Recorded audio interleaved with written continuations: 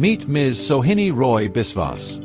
Ms. Sohini is a distinguished English educator with over 15 years of impactful teaching and academic leadership. She has served as head of department at Amrita Vidyalayam and currently continues her transformative work at 21K School.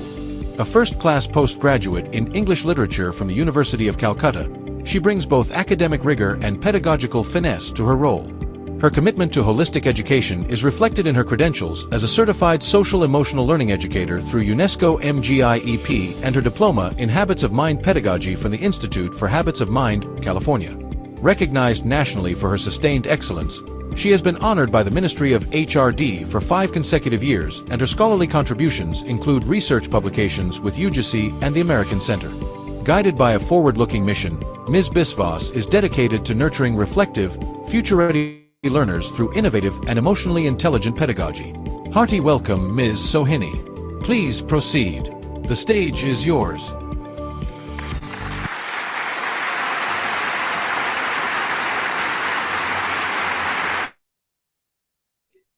Thank you very much, sir. Thank you very much. I'll Thank just you, take a ma'am. moment to share my screen. Yes, ma'am.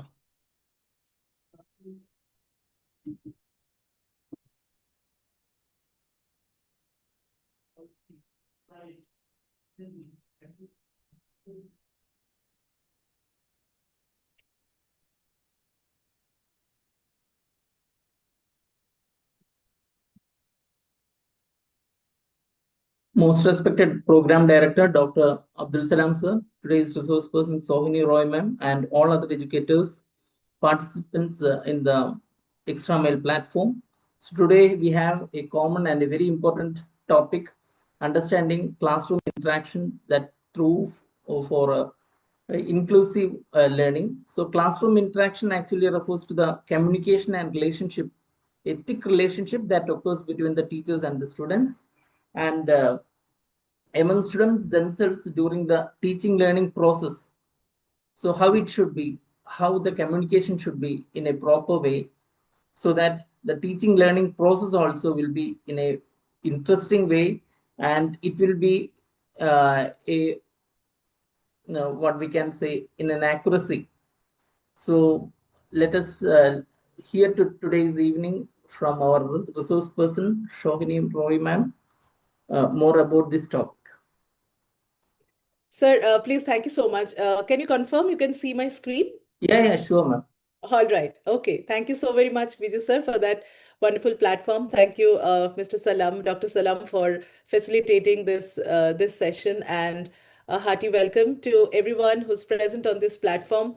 I always say that the fact that you show up on a Saturday and you come together to learn something new, to share something from your teaching expertise and experience itself shows that you're really committed to this profession. This is actually a vocation, not a profession, as we say.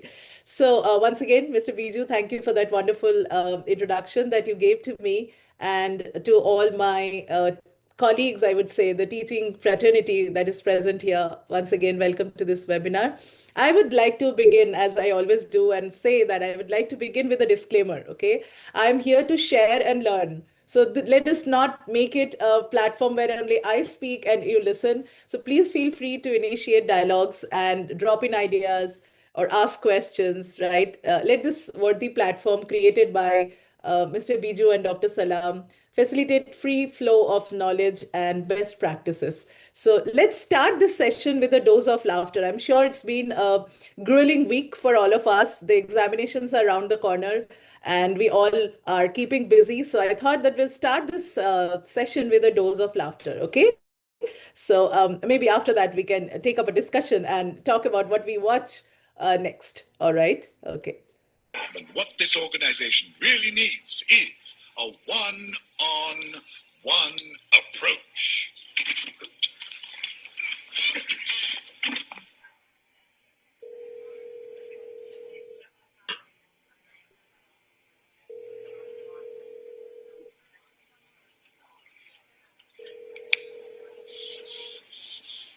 Easily.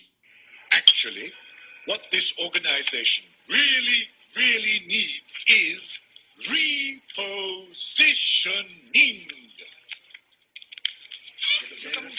That means that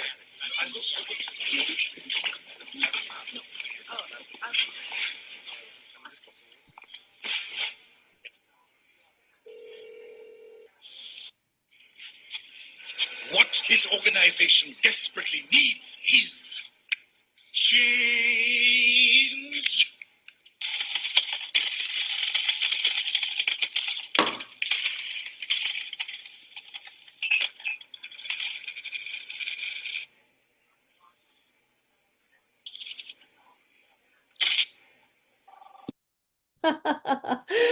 I'm sure this brought a big curve on your face, brought a big smile on your face. Now, tell me honestly, don't we, at least many of us, I'm sure, must have felt this in our classrooms when we think we are being clear, but when we ask a question, students completely would have misunderstood the message that was conveyed, right? So this funny clip sort of reminds us that communication is not about what we say.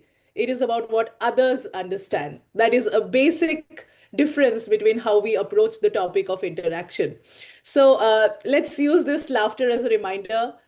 Clearly, interaction and feedback matter in every single lesson. I can see a couple of messages here, and thank you, Amarjyoti ma'am. And there is one more teacher who has written, Karpagam Anadurai. Thank you so much for validating that. Yes, it is not just about what we say, it is also about what others understand. Okay, let's proceed and let's get enthused about this session. Okay, we'll do that with the help of a quick icebreaker. Now, I want you to think about it because the topic is interaction, right? So we have to be really, really interactive throughout the session. I would like you to take part in this simple game called One Word Scale. All right. All that you have to do is to hit the chat box, open the chat box, and write one word which would describe your classroom interaction. The kind of interactions that you see in your classroom, I would like you to describe that with one single word. Okay, that's the challenge. Not more than one word, just one single word. Whoa, wow, energetic. Punamal says energetic. Keep them coming. Keep them coming. How would you describe your classroom interaction? Happy, magical, exciting. Wow, that's lovely. Keep them coming. Come on, this is all about interaction. It can't be just me talking, right? Keep them coming. Oh, wow. Wow. Sharmati says enthusiastic, vibrant, interactive. Wow, lovely. Lovely. Keep them coming. And as you write and as you read what others have written, when you look at these words, they might be just a single word, but it already paints the picture of your classroom to me and to everybody else present here. So some of our classrooms are buzzing with energy, and sometimes some of the classrooms are quieter than we would really like them to be, right? And some are somewhere in between. Some days are very vibrant and energetic, and some days really low. The energy is low. The students are not interacting much, right? So today, even though we are meeting online, it's a webinar, we are going to explore the strategies to make your physical classrooms more interactive, right? Our physical classrooms more interactive. Small practical ways we will talk about that will get your students talking, collaborating, and thinking, not just passively listening with their cheek resting on their hand. And that's a typical gesture you might find in your class very often, right? Not just passively listening.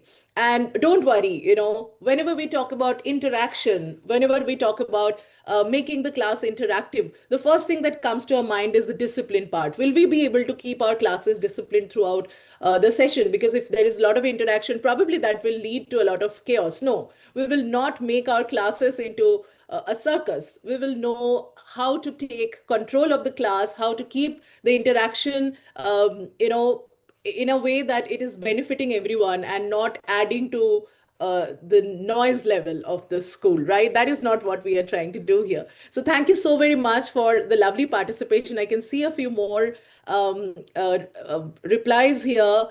Rita Roy has written interactive, and somebody has written magical. I just love that word, Saranya. Yes, magical is what our interaction has to be if we want all the attention from our students.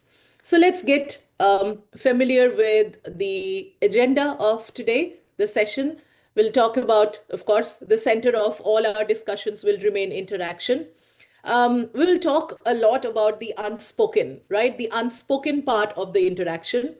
Of course, classrooms interactions become even more fruitful when high quality questioning and responding is involved.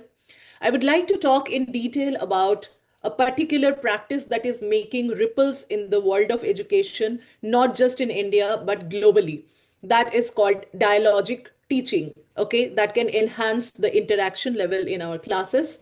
We will talk about making our classes equitable places, whole class equity, where everybody participates. And yes, without feedback, any discussion is incomplete. So we will also talk about the parameters and rubrics that will help us understand if our policies, if our strategies are really working or not. And finally, we'll end with a Q&A session. All right. Let's talk about our Bibles first. So there are a few agencies, there are a few documents that we all swear by, right? That the CBSE manual, the NEP, National Education Policy Manual, right? The global research agencies. These are the manuals that we all swear by. Anybody and everyone who's in this profession, we all swear by these manuals. And they all have one thing in common. What is that?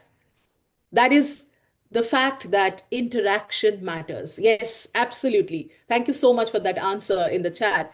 NEP pushes discussion based learning. If you talk about CBSE, it emphasizes competency and questioning and collaboration. If you talk about the global practices, UNESCO talks about inclusion, OECD talks about student voice. In every one of them, dialogue beats monologue. But let's take a step back and for a moment go into a reflective mode and think about most of the classes. I'm sure there are teachers here whose classrooms are highly, highly interactive.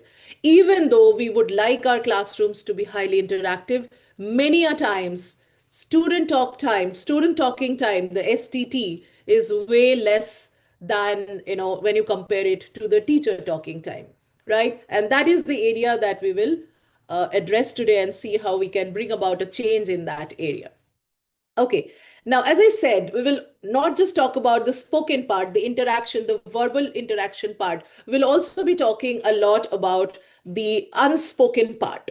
Now, the terms which are displayed on your screen may sound a little fancy, like kinesic and paralinguistic cues, but they simply mean the unspoken part, right? They sound complicated, but they really aren't. So these are the terms that are very commonly used by the counselors, the school counselors. If you talk to them, they will use these terms to explain things that are, that form the unspoken part of our interactions, right? But really, it's just a high level way of saying body language, gestures, facial expressions, posture, pauses, basically everything that speaks when our mouth isn't, right? Now, I don't know about you, but when I was doing a research for this session, I came to know something that was really, really a surprise to me. I was doing a research, and according to a recent survey, they say that the use of words in our interaction is only about 7% of the impact that they cause. In an interaction, 38% impact is caused by the voice or the tone we use. I don't know how many of you knew that. Please hit the chat box if you knew it. I did not. And 55% of our interaction is actually nonverbal.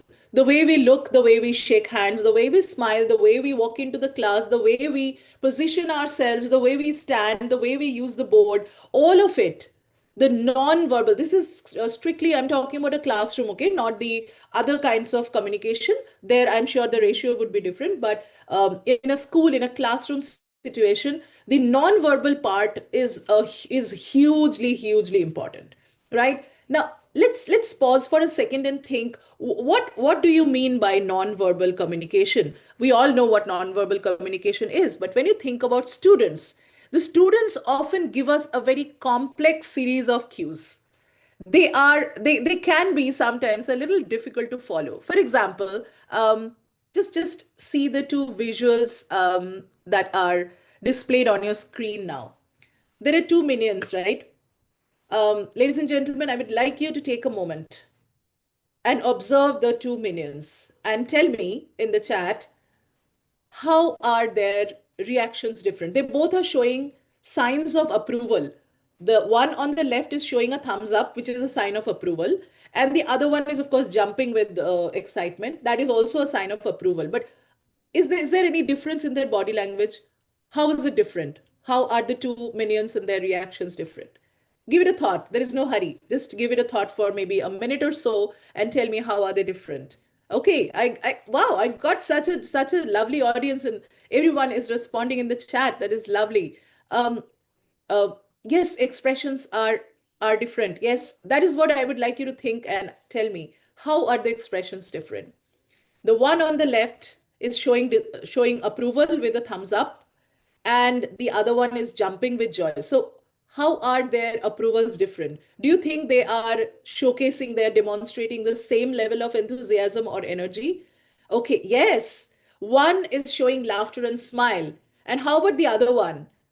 Yes, one is giving the approval happily, and the other one, absolutely right, Ananya. Absolutely right, Ms. Rishika. Yes. And the other one is giving the approval because probably he has to, right? So the body language is so much more important than we usually pay attention to. So when we walk into the class, we ask a question or we take, can we do this? Can we do that?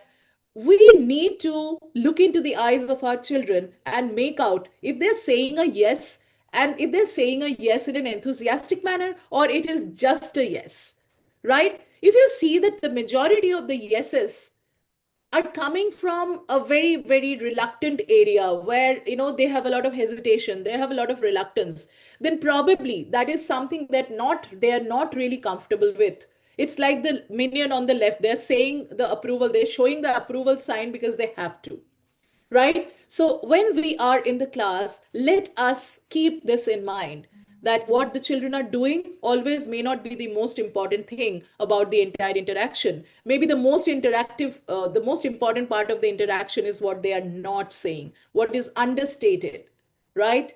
Okay. Now, we are talking about body language here. So we'll talk about both the teachers and the students, the two stakeholders present in that 10 by 10 or 12 by 12 classroom. I don't know how big your classrooms are, but let us talk about both the stakeholders. Let's talk about teachers first. I'm sure when you walk into a class, you are an energetic person, you're smiling, you're greeting your children, but there are also teachers who are extremely defensive. There are also teachers whose arms are always crossed, who would always enter the class, place the bag on the table, and stand behind the table, not in front, but behind the table. Tell me if you have seen such teachers in your work life or in your student life. I'm sure you would have. Now, when we are standing behind the table, keeping the bag on the table, and we are standing behind the table, away from our students, what is it that we are telling them? Anyone? Again, hit the chat box and tell me. When we are standing behind the table, away from our students, what are we telling them? What is it that our body language demonstrating here? Our body language is basically demonstrating that we want to maintain a safe distance from the other side of the class. So we show ourselves as an authority figure, which has to be who has to be revered, who has to be respected, and who has to be dealt with a lot of maybe we show that we are a formidable character, right? So you shouldn't come anywhere close to us. Wow, I have so many responses here. Let me take a quick minute. As I said, it has to be all about interaction, right? Not so good, no emotional connection. Yes, thank you so much for using that word, rigid. When we stand like that, we show that we are really rigid. So, what should we do instead? Let's think for a moment. When we meet someone, let us not go very far away. We don't go very far away from that person. We go forward and shake hands with that person and try to be warm and cordial with that person. Why is it so much different when we are in the classroom? The classroom is your place. Claim your space. Don't be cornered, as they say. Walk around the entire classroom. There is always space between the rows. Walk into those aisles. This will make sure that the children feel connected with you. They feel that the teacher is right here and right with us, and she is there to help us out, to support us in any which way possible.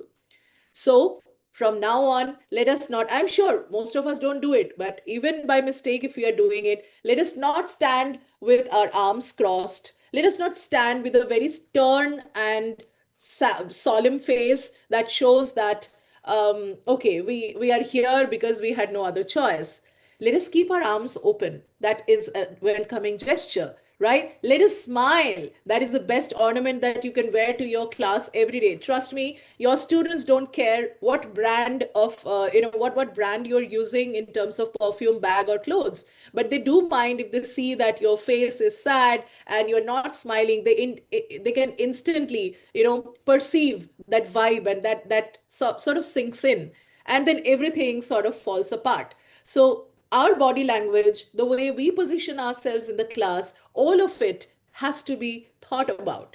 Now, in this regard, I just love the teachers who are teaching the elementary grades. Okay, they are always with their children. They are going there, they're opening their tiffin box, they're opening their, maybe the pencil box, they're helping them with the writing in cursive. So they're very close, they're like a unit in the class. But what happens when they grow up? We sort of start distancing ourselves from them, right? So let us not go so far from our children, please. They also need our proximity. They also need that, that cue, or that signal that the teacher is right here and right with us, and she's or he is going to support us in every way possible, right? Yes, Nazia says teachers think themselves as leaders and want to be authoritative. This is a hard truth. Isn't that so? No matter how much we say that, no, I'm not like that, but we tend to be authoritative because, probably because we come from that kind of a background. Our teachers were like that. But times are changing, so let us also change. Let us be the facilitator in the class and not that authoritative figure, which is, the authoritative figure who is, everybody is scared of, and nobody would feel that this teacher is approachable. I can go to her with a problem of my own. So please maintain an open and relaxed posture with your arms open. Okay, walk in the aisles.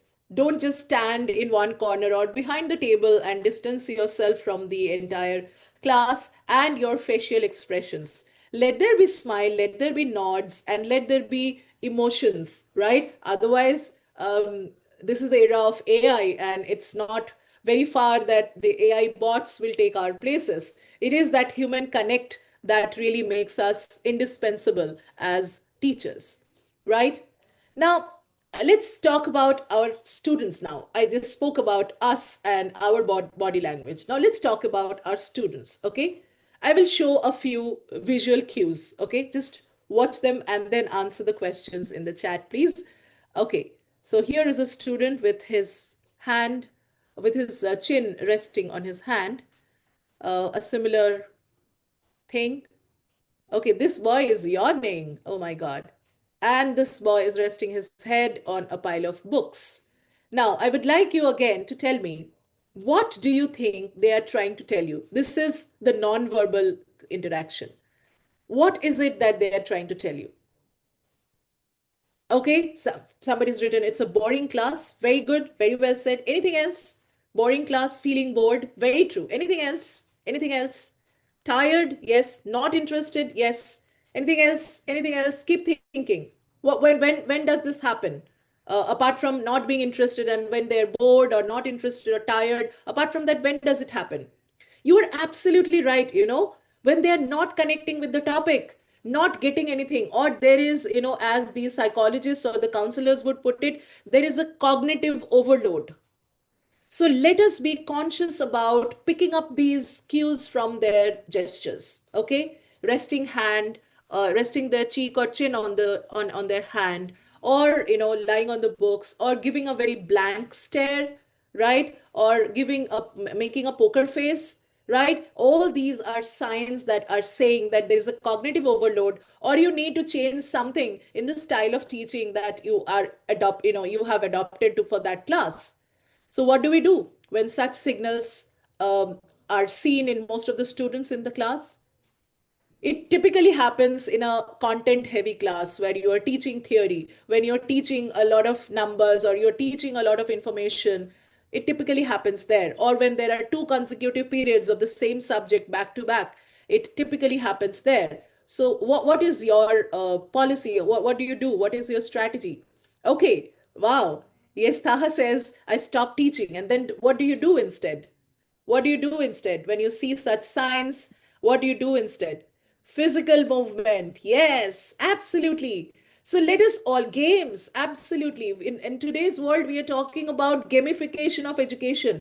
Now, games don't always have to be reckless. Games always don't have to be something that is that has no connection with the topic.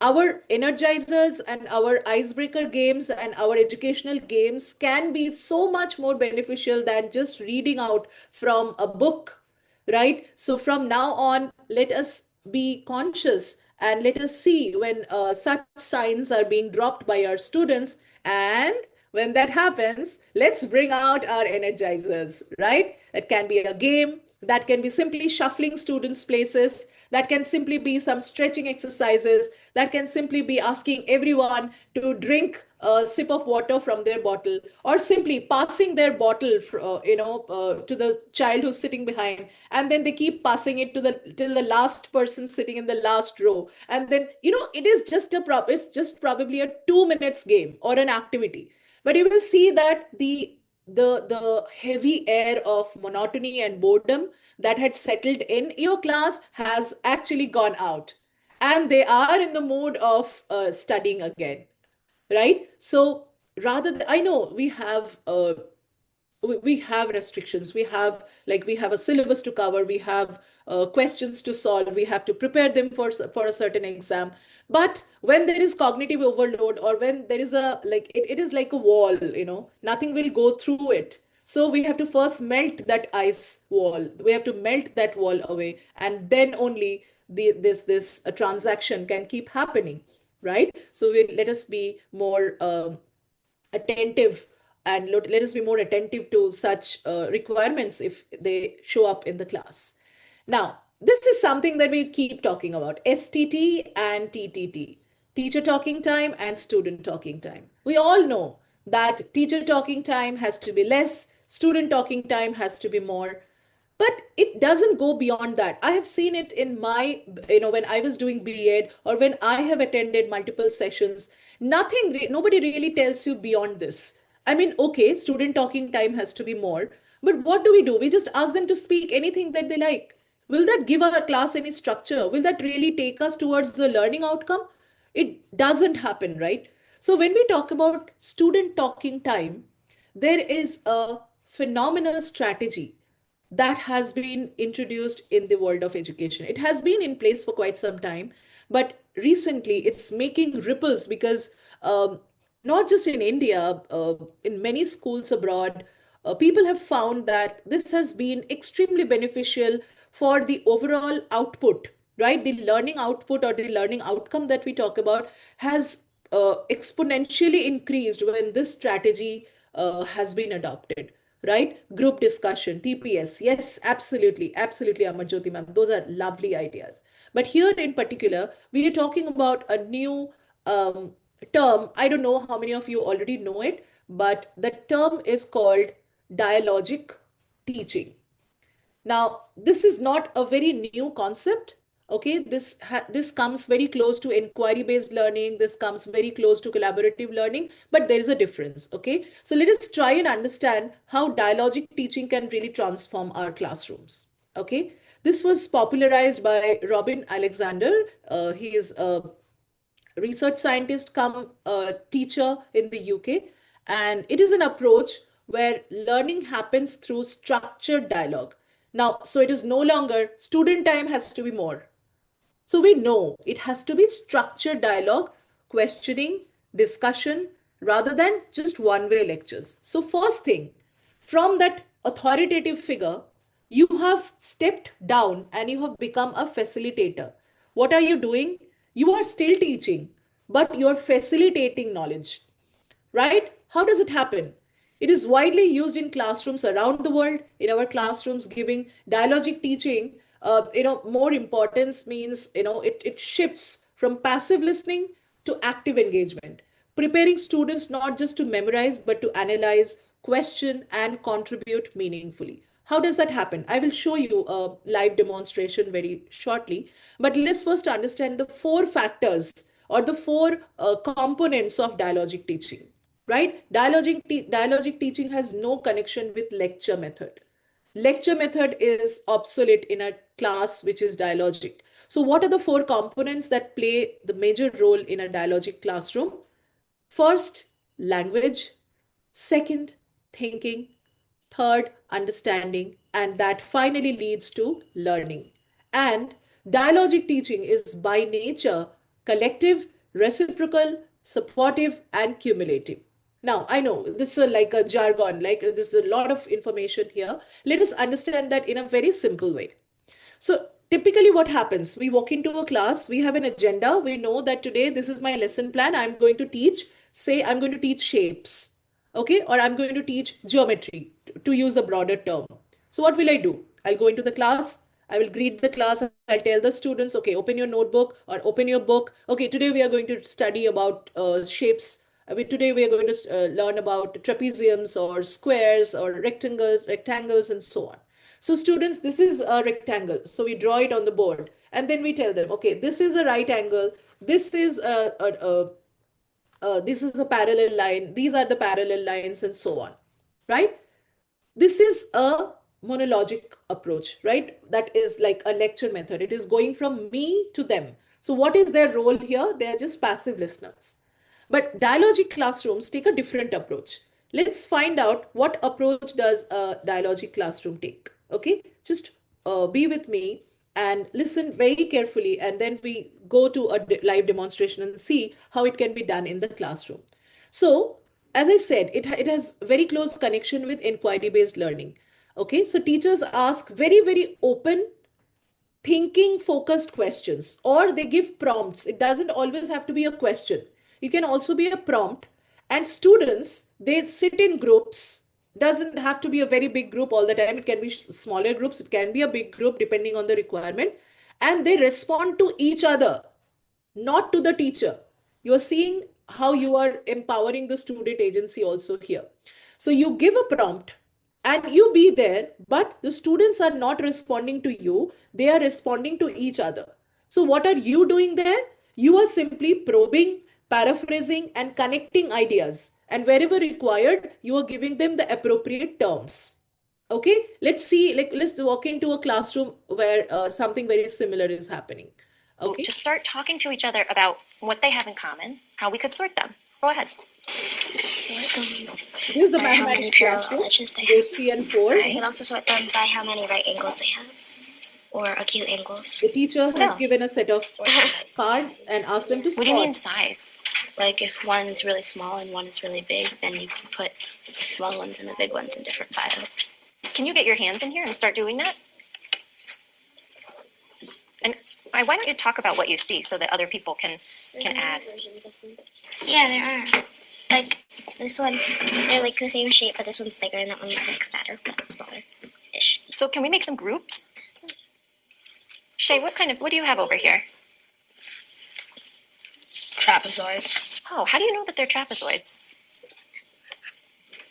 Well, this is a square because they have one set of parallel lines and then the others will eventually cross. Great, and what's that math word that we use for cross? Intersect. Intersect, great. So do you agree with Shay that these shapes have a name and that name is? Trapezoid. Great, so let me find in here my label that says trapezoid. All right, so we have one group of shapes. Are there others? Okay, so what did the teacher do? Did the teacher say we are going to study about trapezoids today? No. She just simply came with some cutouts. Something that can be simply and very easily done with the help of A4 size sheets. And then the students were made to sit in the group and the teacher just kept giving prompts. And they themselves not just were able to identify the shape, they also were able to come up with all the properties of that shape. How wonderful is that? Will these students ever forget what a trapezoid is? Never. Also, this is highly collaborative. They're sitting in a group and they are discussing it together.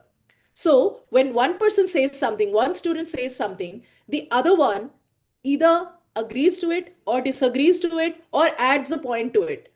As a result of that, what is happening is it is a highly, highly collaborative environment, right? So I have taught my topic. I have told them what a trapezoid is, but without getting into the lecture mode. All that I have done is I have taken use of dialogic teaching. So what is dialogic teaching? Dialogic teaching is when you step back from the lecture method and bring the students together, ask them to respond to each other to a set of prompts. All the prompts need not come from you. Prompts may even stem from one student to another. But at the end of the day, or at the end of the session, or whatever time you have given for that activity, you will see that the entire topic or the theme or the concept that you were trying to teach, they have been able to absorb that. How cool is that? Now, can this only be done in case of mathematics? It can be done in case of all the subjects. All that it requires is a bit of planning. And what is happening here? It is a highly interactive class. Every one of them was talking. Now, because this is a younger class, that's why probably the teacher still needs to give prompts. Now, if this is a practice that we build right from the primary sections, what can happen? Wonders can happen. By the time they move to the middle school and high school, they will be independent learners and thinkers and problem solvers, because they're not just taught what is there in the book.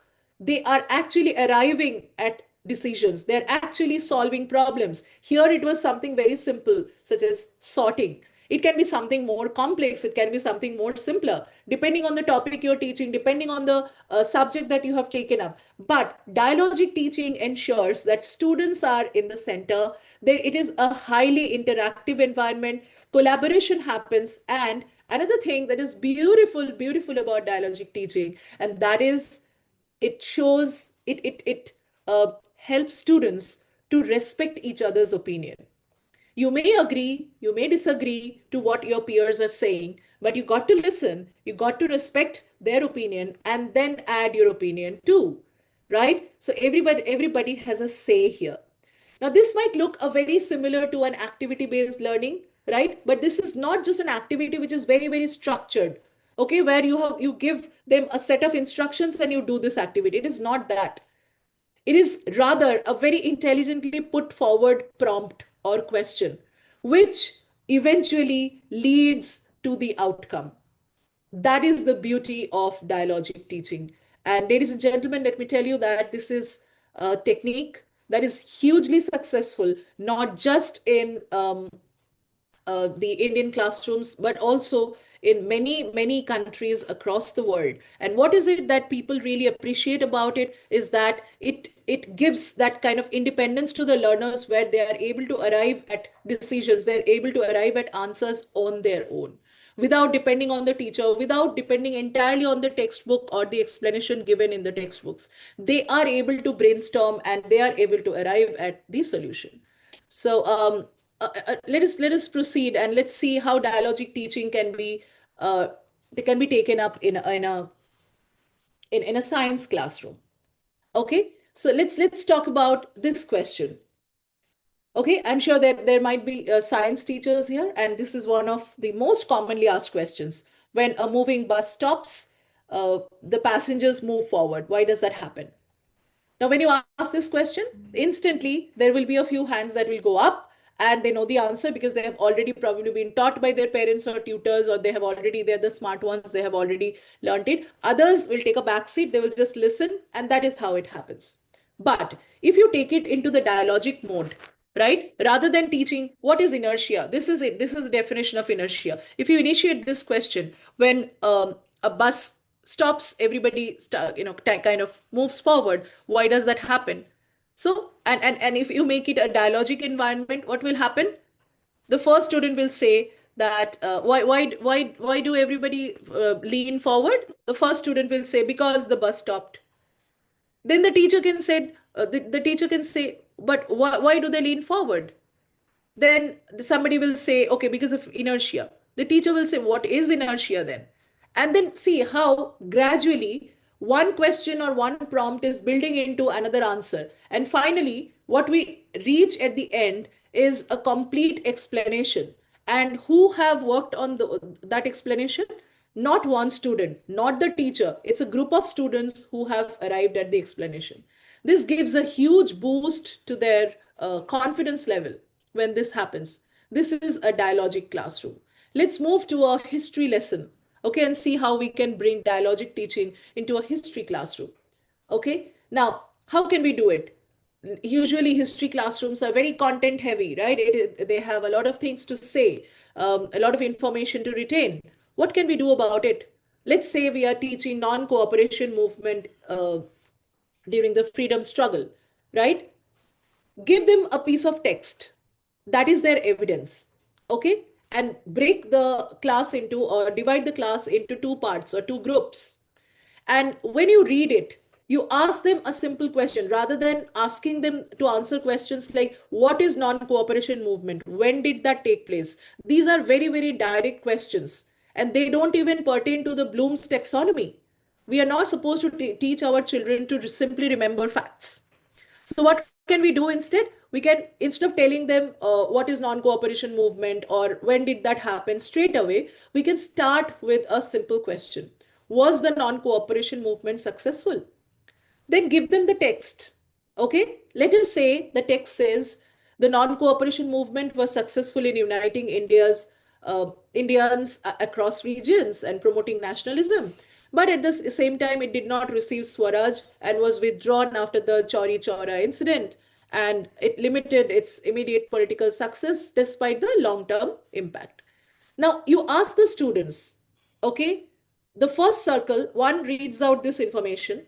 The first circle of students writes down if they think that the Swaraj, this movement, the non-cooperation movement was successful.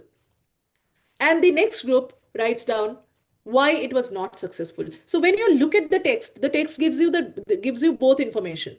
It tells you that it was successful because it brought the masses into the movement, and it was unsuccessful because it did not have long-term benefits in terms of giving, acquiring Swaraj.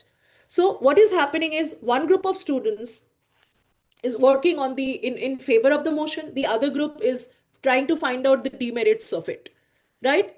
A lot of thinking skills are going to be used, right? And why is this powerful?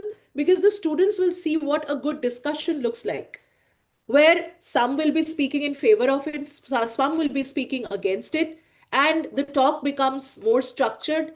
It is not chaotic where everybody is trying to say whatever they want, but at the same time, there is thinking skills involved. Why? Because they are doing the research on a piece of evidence, taking out information and giving what is right and what is wrong. Where is the merit? Where is the demerit? And then eventually you tell them, okay, this is non-cooperation movement. This is what happened there.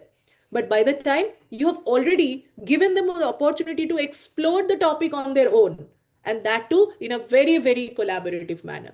I can see a couple of remarks here, a couple of comments here, something like a debate. Yes, dialogic teaching can take the form of debate, can take the form of an activity, can take the form of flow of information. It can take the form of think, pair, share. It entirely depends on how you want to do it, right? But what remains constant is the fact that it is highly collaborative. It takes into account a number of students and it is highly interactive. There is no passive listening involved.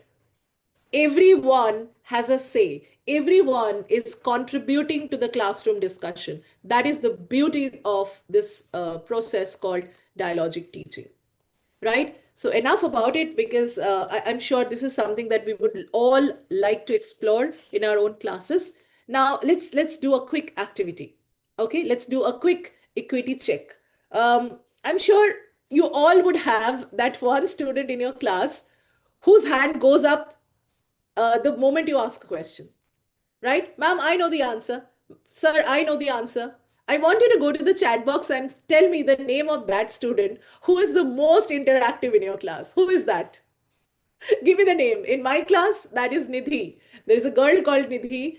She is highly interactive. No matter what question is asked, her name will go, her hand will go up first. Rajveer, Shlok, Kayan, wow, Arav, yes. We all have that one student or those two, three students whose hands are always up. Lekha, Devansh, lovely. Thank you so much. I think they are my children too, you know. Mohammed Sheikh Mathar, okay.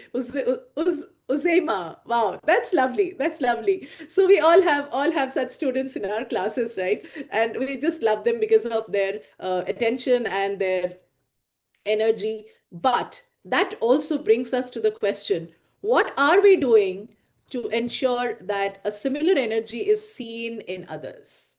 What are we doing to ensure that every single one, even that boy or that girl who prefers to sit quietly in that excluded that one corner of the classroom where usually people don't go, usually the questions would go there, what are we doing to involve them?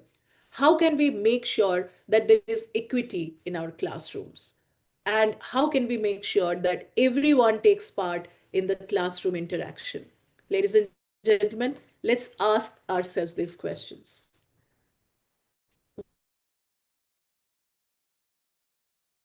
Ratio is really, really poor. You know, the students who answer a lot, their number is really poor in most of the classes. That's the hard reality, right? Okay, so let us bring our dialogic teaching into this class and see if we can bring equity in our class. Let's imagine asking this question, okay? Say it's a science class, okay? Why does ice melt faster in the sun? Okay, so immediately first two hands will go up. If I call only on them, the rest of the class switches off because it is between ma'am or sir and those two students because they are smart, we are not. So instead, I use equity sticks. Okay, so equity sticks are not something that is the tangible equipment that you need to make. Okay, equity sticks can be simply something like you say that this question goes to the student whose name ends with A. This question goes to the student. If you add if you add the letters of her of his or her name, the number comes to this. So the equity stick can be anything. But when you take this approach, rather than asking questions to the same smart children again and again, what is happening? Everybody thinks, okay, it could be my turn. So they're all alert. They know that it could be them who will be asked next, right? So let us use this smart technique called equity stick. Use this term in the class. That from now on, we will use this thing called equity stick. Every day I will come up with a new way to ask questions, and every time the equity stick will be different. The determining factor would be different. Sometimes it can simply be the boy who's carrying a red bottle today, right? And you can be smart and you can play around the equity stick and make sure that everyone is involved. But before you take this approach, there is something that we need to talk to our children about that is also a part of interaction. What is that? The answer that you get to hear from your peers may not be the right answer. It's okay. Mistakes are welcome as a part of learning. If you teach this, two things will happen. Number one, they will learn to respect each other. And number two, especially that group which rather would keep to themselves and not give any answer, they would come forward slowly and steadily. They will come out of their shells and they will be comfortable sharing their thoughts and feelings in the class because they will see there is no judgment involved. Okay, again, bring the technique of dialogic teaching here. Pair them up and tell them, okay, this is the answer that he has given. Would you like to add something to it? Would you like to agree or disagree? Let us use the right terms when we are talking to our children and when children are responding to each other in the classroom. It cannot be no, yes. It has to be, I agree to what he said, but in addition to that, I would also like to add in this way. I completely disagree to what my peer said because I feel this is how you put forward your views and not just saying a rude no or you don't know anything and stuff like that, right? So this equity stick is a wonderful thing that we all can use in in our classroom interaction and make sure that everyone is involved and we don't leave even a single child untouched or single child away from this culture that we are trying to build. This is a culture of collaboration. This is a culture of equity. And this is what we need to see in our classrooms. And I think that can be very well done with this simple trick called equity stick. Okay. Now, I once, I had to take a class and a simple question in history was asked. Okay. I'll ask this question to you as well. The question was the British railway system, I repeat, was the British railway system beneficial for India? Okay. So I asked this question and I took a step back. So some said yes. Most of them said yes, because even today we are using those using those railroads, and we are still using them because they were highly beneficial. But there were one or two students who did say that no, because those railroads were built mainly to benefit the British. So we could have made it ourselves. We could have made them in India if we were not colonized. So they did not do it because they wanted to benefit us. They did it because they wanted to collect revenue from it, and they wanted faster ways to generate revenue. I was so happy to hear this answer. Why? Because this is where we see difference of opinion coming into place and being respected in the class. So you see, every single child has a different way of thinking or looking at things. And sometimes they are astonishing. Sometimes they're beyond textbooks. Sometimes they're even beyond us. So, as this image suggests, let us teach our children that opinion is something that has to be diverse, that has to be different from person to person. And just because I think this is 6 doesn't mean this person standing on the other side can't see a 9 there, right? So let us teach our children to respect perspectives. Exactly. Thoughts, not exactly. Reels.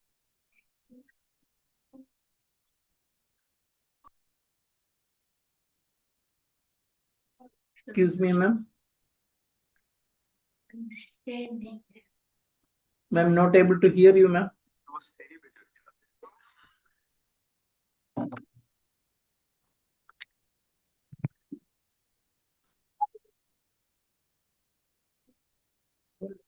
Ladies and gentlemen, kindly quickly give me a cheer if you can still hear me.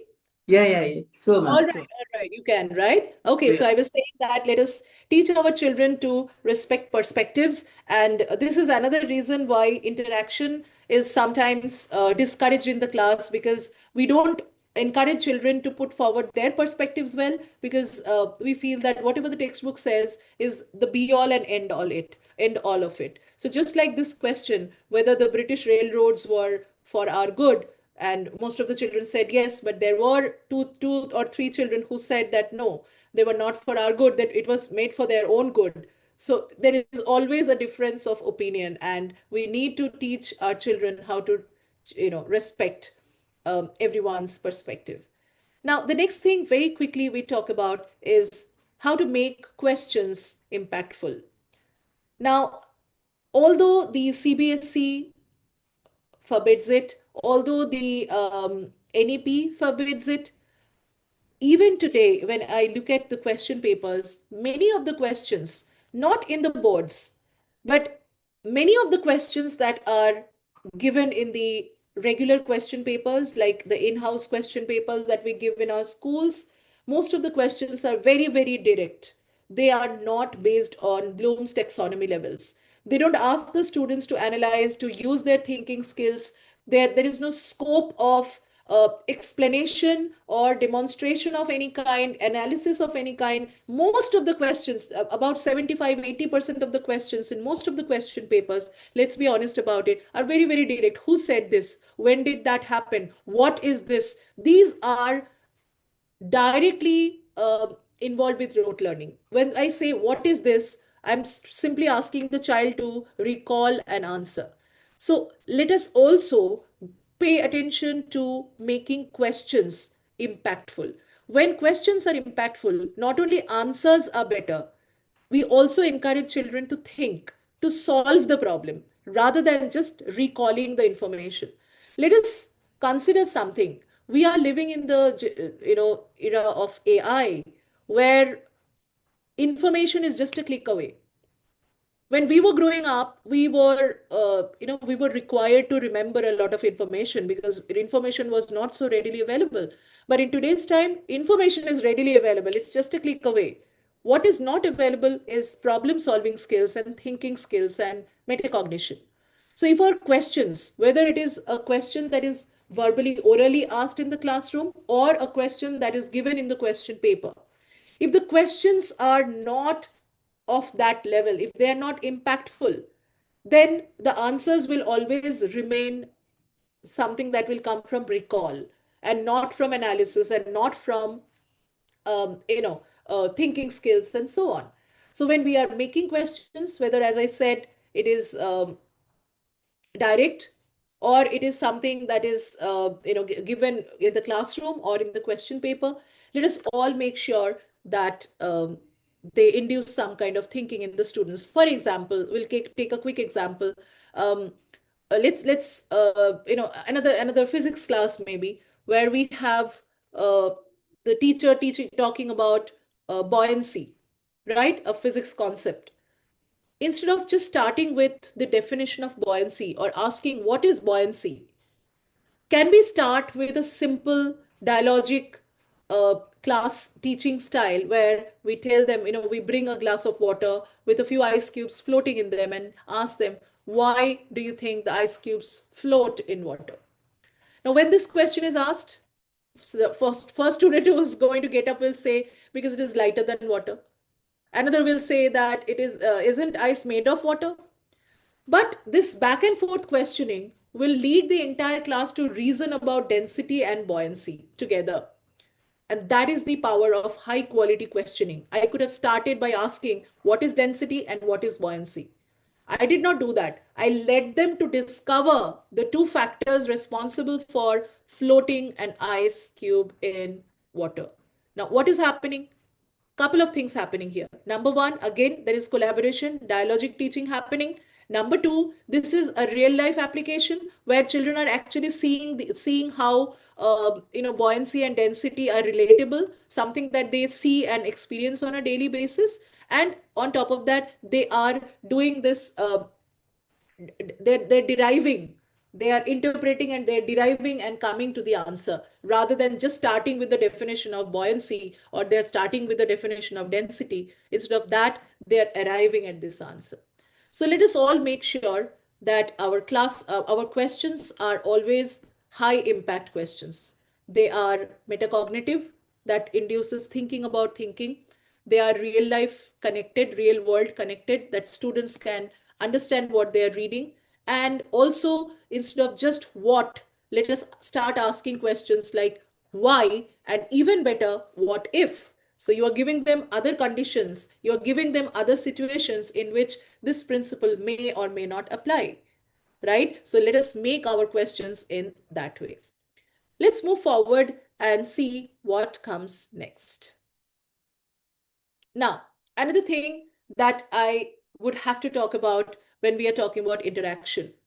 Now, unfortunately, our students have the habit of saying yes, no answers, right? Whether in the classroom or in the examination, their answers are very brusque and their answers are very so concise that sometimes they don't even make sense. And what they lack is the use of academic words, right? But as they grow up, when they go to college or when they go to the university, they are supposed to write academic words in they're supposed to write and speak both academic words in their interaction. So from now on, when a child answers, let us start encouraging the child to use academic words in their answer. Instead of just saying, if you spread clothes out, why do they dry? They say because of heat. Because of heat. That is the first answer that you get, right? But when we tell them the right academic words are evaporation and energy from the sun, that is when we are giving them the right academic words. Now, this has to be a practice that has to be built over a period of time. It cannot happen that in the classroom we are allowing them to answer in yes or no, and later when say in the examination we're expecting them to answer in proper academic terms. That will not happen. So right from the classroom, the interaction, when the interaction happens, let us ensure or let us enforce this, that when you answer a question, you should try and use the proper academic terms. For example, in that dialogy classroom demonstration that I just showed you, the child was saying small and big. The teacher said, is there a word for it? Then the child said crisscross. The teacher asked, is there a word for it? What is it called? So what is she doing? She's supplying the academic words, the right terms for giving the answer.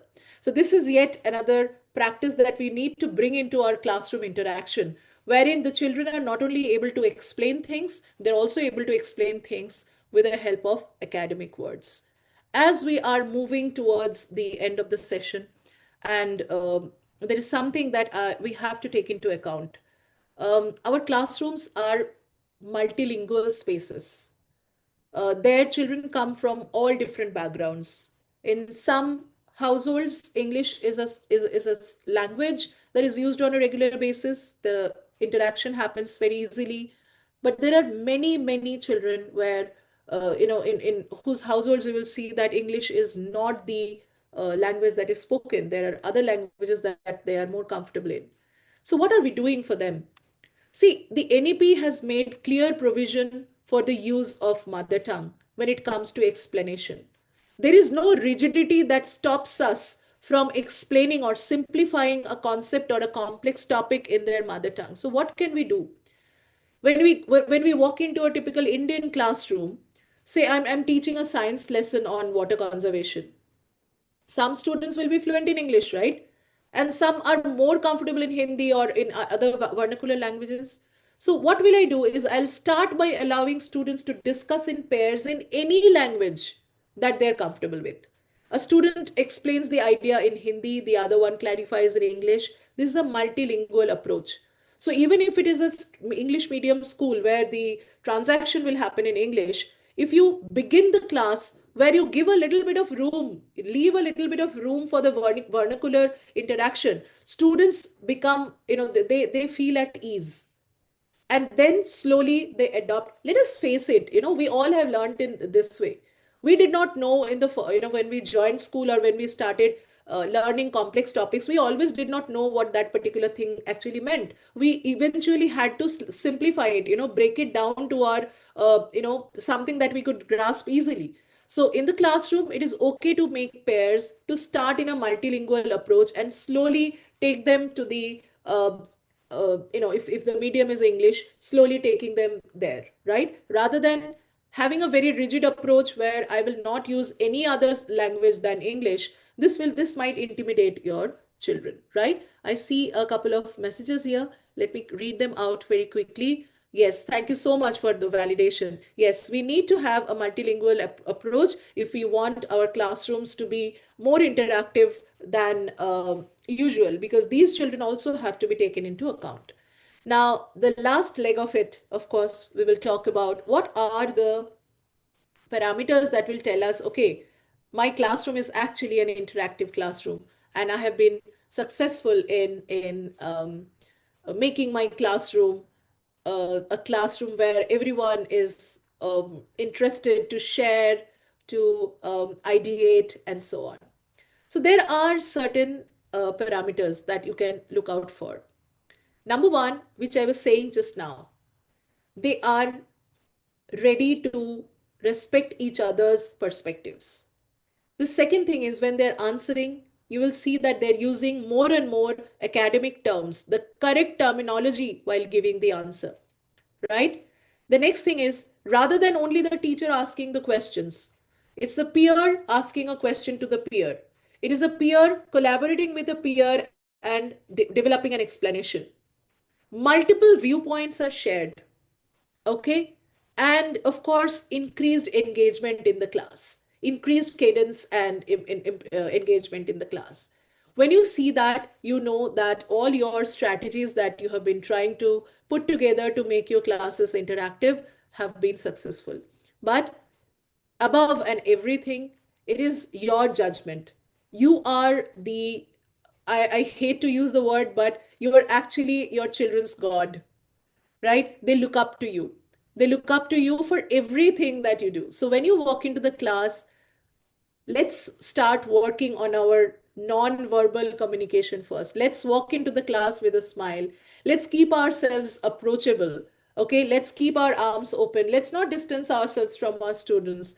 And let's make use of this dialogic approach to teaching, where we are not just making our classes lecture based, we are rather making our classes equitable places where collaboration, thinking, coming together, ideating, all of that happens, and our students enjoy the agency. Our students become independent learners, right? So, on that note, I would like to thank everybody for joining the session today. And with that, I will also open the session to uh, question and answer. Anything that you would like to ask, anything that you would like to share. It doesn't have to be a question. It can be also something that you would like to share. You're most welcome. Please go ahead. Thank you so much, ma'am. It was a very wonderful class. Ma'am, just a minute, ma'am. I would like to ask you a question like, there will be some new admissions, and in the meanwhile, there will be some children who will be little bit gloomy. They will not be having a, what we can say, starting trouble will be there while they are communicating. And most often they will be keeping quiet. So how to just give a boost to them and how to encourage them to be active inside the class, ma'am? Thank you so much. That's a wonderful question. And I think this is something that we all need to address, because in every class, we have a few students who are newcomers, who have taken admission newly, and they're not so used to the school environment. They don't even have made peers yet, to friends yet. How to approach them? First of all, that personal touch to make them feel at home. Tell them that this is your home away from home, and all your teachers, including myself, we are here to help and support you in this journey. So that personal touch is very important right in the beginning. Also start working with the parents, okay, initially to have a dialogue with the parents to understand the preferences of the child and the likes and dislikes, and any area where the child has a problem, that sometimes gives you a heads up, which helps in a big way. Now, in class, slowly try to make him pally with other students, making him sit with students who are helpful, who are supportive, and telling the class that he is your new friend and we all need to support him in a way so that he feels at home. That also works wonders. Again, you will take a few days, just like the child, to understand him well, right? Once you've understood and once you've given him that time and that space, slowly the child will open up, right? And here, I think we are all stakeholders. It's the parents who need to come together. The child needs to take a step back, a step forward. We as teachers and the peers, they all need to come together to get the child into that speaking mode, that interaction mode, right? We can also do this wonderfully with energizers, gamification of education. We can do that with a lot of outdoor activities where we give that space and comfort to the child, the independence to the child, where he feels that no, I'm welcome and I'm a part of this class, right? So that sense of belongingness is something that is the responsibility of all of us. And if we all collectively work towards it, I'm very sure that it will bear fruit for sure, right? Sure. Yes. Thank you so much. Snehal ma'am and Lakwinder, and thank you so much, Rashmi ma'am. Thank you so much. That's such kind words. Thank you so much for your kind words. Anything else, sir? Dear Anything else I educators, you can can answer? just raise your hand so that you can just unmute Yes, if you yourself have and any ask. questions, please raise your virtual hand. Sure, sure. Thank you so much. Thank you so much for those kind words in the chat. It's so heartwarming to see that, today is a Saturday and it's evening, and we all are here discussing how we can make our classrooms more engaging and interactive. It clearly shows that why, they say that teachers are really the building blocks of the nation. Nobody would probably know how committed we are, right? How we walk that extra mile. This platform itself is called Extra Mile.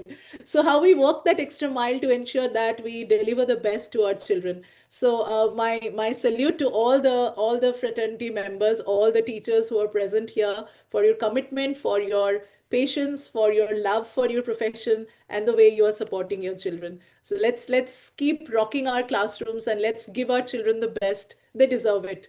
And you are doing a wonderful job already. So a big, big round of applause to all of you. Thank you so much. Thank you so much for those kind words. Thank you, ma'am. Thank you, Nazia, ma'am. Thank you so much. Thank you, thank you, Srikala, ma'am, and Pooja, ma'am, and Punamal, ma'am, and everyone. Thank you so much. Sejal, thank you so much, ma'am. Thank you so much for your kind words. Miss Sejal has written, ma'am, classroom management and time management becomes difficult while interaction, how to deal with it where everyone wants to speak. That's a very good question, and I would like to take that before we close the session.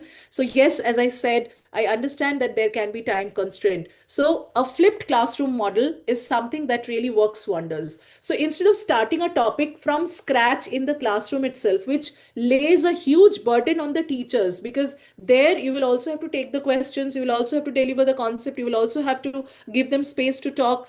Instead of starting from scratch, let's apply the flipped classroom model.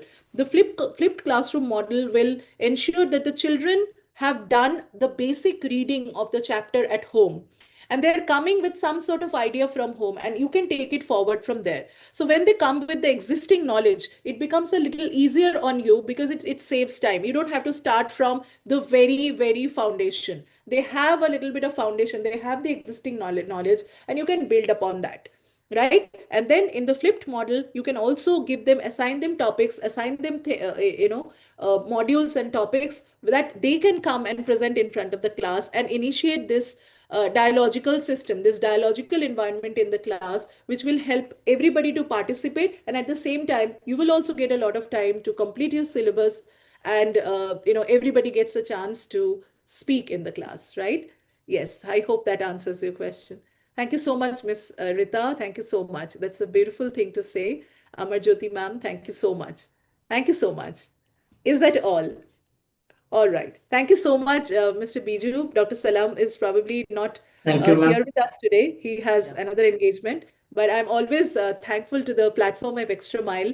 It always feels like homecoming, I don't feel like I'm delivering a session. I'm just feeling like I'm with my family. So thank you so much, sir, for Thank you, inviting ma'am. me. Thank you. It Thank you so was much. really a very wonderful class, ma'am, with your some examples also about the survey also. Not only the interaction has got the value, the body posture, the way we interact with the children, how down to earth we come to them, and also our facial expression has got a greater value. And thank you so much, ma'am. Altogether, the class was very wonderful and informative for all the educators. Thank you for being with us, being a Saturday, ma'am, and have a wonderful day to all the educators. We'll meet Thank you soon. so much, sir. Thank you, Have a ma'am. great evening, everyone. Yeah. Thank you so much. Thank you Thank so you. much.